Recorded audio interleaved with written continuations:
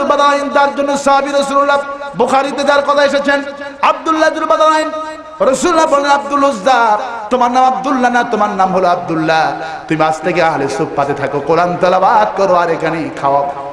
সাহাবা আজমাইন গরিব আব্দুল উজ্জাকে আব্দুল্লাহকে পেয়ে খুবই খুশি হলেন আরব নির্যাতিত সাহাবীরা। আব্দুল্লাহ তো জোরে জোরে হাতের বারে কোরআন তেলাওয়াত করে।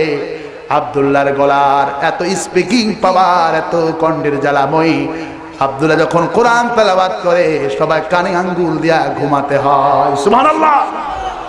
সাহাবীরা নিশ করে রাসূলুল্লাহ আব্দুল্লাহর কণ্ঠের তেলাওয়াত এত জোরে জোরে হয়, আর তেলাওয়াতে আমাদের ঘুম আসে না। ইয়া রাসূলুল্লাহ আব্দুল্লাহকে বলেন সে যেন আস্তে আস্তে কোরআন তেলাওয়াত করে। নবীজি বলেন সাহাবীরা রে আব্দুল্লাহকে বাধা দিও না, কারণ আব্দুল্লাহর ঈমান এত দামি ঈমান, ঈমান আনতে গিয়া কিচ্ছু আনতে পারে না। বাধা দিও না, চিল্লাইতে দাও, আব্দুল্লাহর ঈমান বড় দামির ঈমান হয়ে গেছে। সুবহানাল্লাহ। তারপর আল্লাহ বললেন ঈমান আনতে হবে আমার প্রতি, তারপরে হবে ঈমান আনার জন্য দুইটি কাজ, পুঁজি লাগবে ঈমান আল্লাহর প্রতি রাসূলের প্রতি, তারপরে আমওয়ালাইকুম মাল দিয়া জিহাদ করতে হবে, তারপরে জান দিয়া, আগে দিতে হবে মাল তারপরে দিতে হবে জান। নবীজি সমস্ত যুদ্ধ পরিচালনা করেছেন। আজকে যে ইসলামী দলের ইয়ানো সৃষ্টি, এটা হলো বিশ্ব নবীর সুন্নাহ। সুবহানাল্লাহ। ওদের দল চলে, নাস্তিকদের দল চলে, বামপন্থীদের দল চলে, জনগণের মাল মেরে খেয়ে দল চলে, আর ইসলামী আন্দোলনের দল চলে সমস্ত কর্মীদের টাকা দিয়া। নবীজি তাবুকের ময়দানে বললেন সাহাবীরা ওমর বিশাল বড় যুদ্ধ, 30,000 মুসলমান, আল্লাহু আকবার।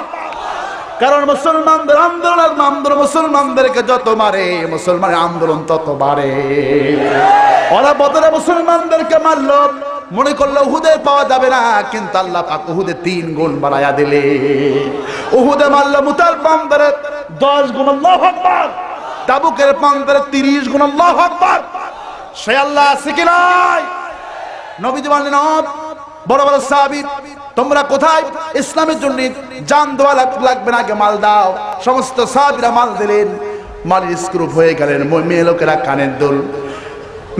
কানের দুল, লাকের ফুল গলার হাত দিলেন, সব দিলেন।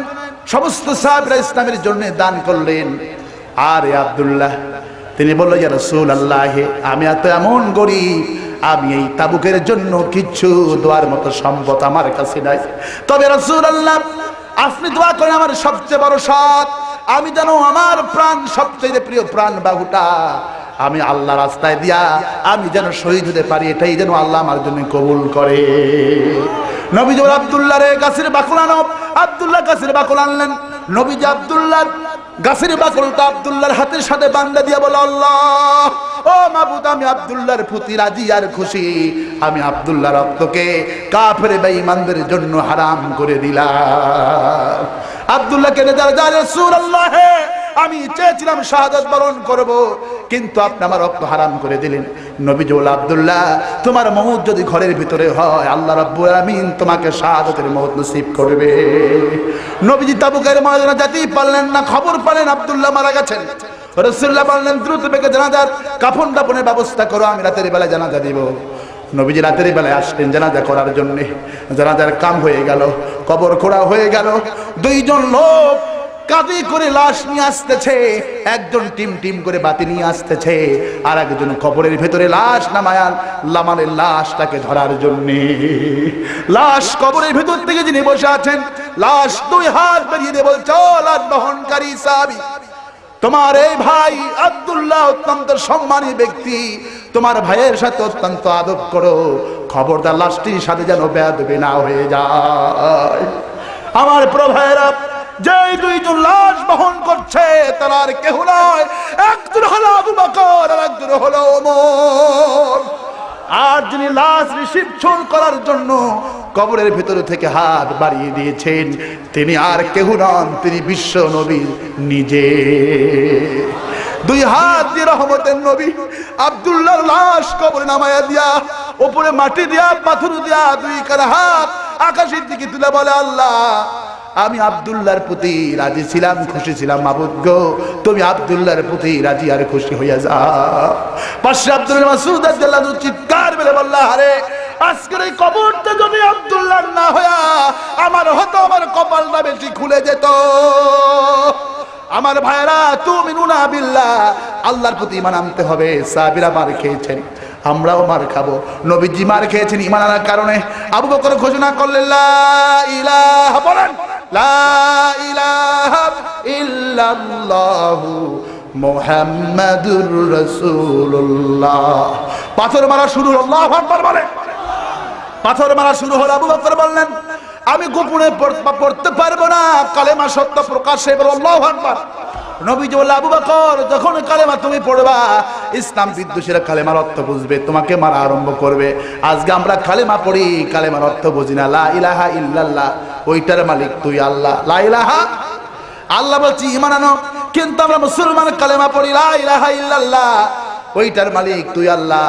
লা ইলাহা ইল্লাল্লাহ ধানের শীষে বিসমিল্লাহ, লা ইলাহা ইল্লাল্লাহ নাঙ্গলের মুঠাই তুই আল্লাহ, লা ইলাহা ইল্লাল্লাহ জামাত ইসলামীর মার্কা হলো দাঁড়িপাল্লা। সব নেতারা নির্বাচনের সময় কালেমা জিকির করে, কারণ যদি কালেমার জিকির না করি মুসলমানদের ভোট আমার বাসকে আসবে। এই জন্য ধোঁকাবাজ মুসলমান আমাদের দেশে আছে কি নাই? ও মুসলমানেরা, নবীজি মার খেয়েছেন, সাহাবীরা জীবন দিয়েছেন যে ইসলামের জন্য। ইন্নাদ-দীনা ইনদাল্লাহিল ইসলাম, আল্লাহর কাছে একমাত্র প্রিয় ধর্ম, সেই ধর্মের নাম কি? সেই ধর্মের নাম কি? ইসলাম ছাড়া অন্য কোন ধর্ম মানি? কেন আমাকে কবরে রাখা হবে? আমার শেষ মঞ্জিল, শেষ ঠিকানা কবর। কবরে রেখেই তো প্রশ্ন করবে মান রব্বুকা, তোমার রবকে। তারপরে প্রশ্ন করা হবে মা দিনুকা, তোমার দিন কি? দিনের দিন শব্দের চূড়ান্ত অর্থ হলো জীবন ব্যবস্থা। সেই জীবন ব্যবস্থার নাম হলো কোরআন। যারা এই কোরআনকে জীবন ব্যবস্থায় মানেন নাই, মৃত্যুর পরে তাদের মুখ দিয়া উত্তর আসবে না। 40 কদম যাবে না, আত্মীয় স্বজন কয় কদম? 40 কদম যাবে না। তারপরে 2 জন মুনকির, একজন নাকির এসে আসবে, এসে লোকটাকে বসানো হবে কবরের ভেতরে।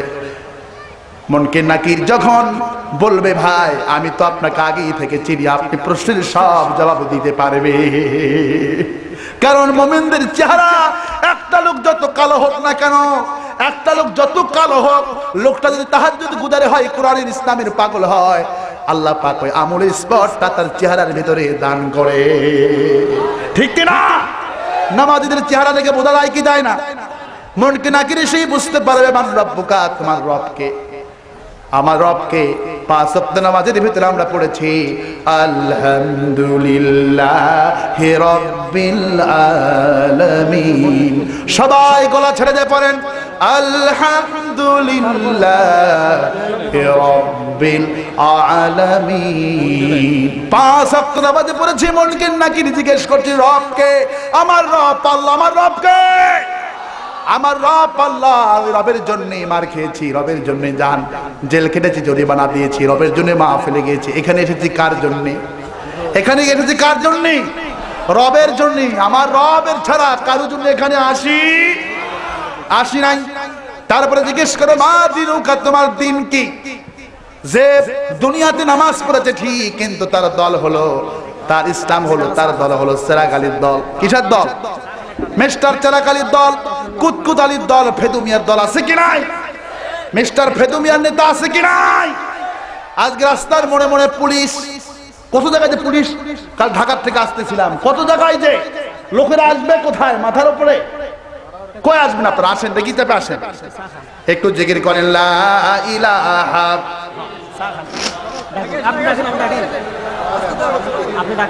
দরকার নাই, বিশৃঙ্খলা হবে। মহিলা ব্যান্ডেলে মামলা যারা আছেন সামনে থেকে চাপিয়ে বসেন, মেহরবানি করে সবাই চাপিয়ে বসেন। পুরুষ ব্যান্ডেলে, মহিলা ব্যান্ডেলে যারা আছেন মেহরবানি বসেন, আর ভাইদেরকে বসেন। লা ইলাহা ইল্লাল্লাহু মুহাম্মাদুর রাসূলুল্লাহ। আমার প্রভাইরা, প্রবন্ধগণ, এই জন্যে দিন শব্দের অর্থ হলো জীবন ব্যবস্থা। সেই জীবন ব্যবস্থার নাম হলো কোরআন। এরপরে মুনকির নাকির জিজ্ঞেস করবে মা তাকুলু ফি হাযার রাজুল, এই লোকটাকে চেনো নাকি? এই লোকটাকে চেনো নাকি? আল্লাহু আকবার। মা কুনতা তাকুলু ফি হাযার রাজুল, এই লোকটাকে চেনো নাকি? রাসূল সাল্লাল্লাহু আলাইহি ওয়াসাল্লামকে দেখানো হবে। রাসূলের যারা বিরুদ্ধে করলো, রাসূলের ভালোবাসা যাদের নাই তারা রাসূলকে কবরে দেখতে পাবে। وعن انس رضي الله تعالى عنه قال قال رسول الله صلى الله عليه وسلم لا يؤمن احدكم حتى اكون احب اليه من والده وولده والناس اجمعين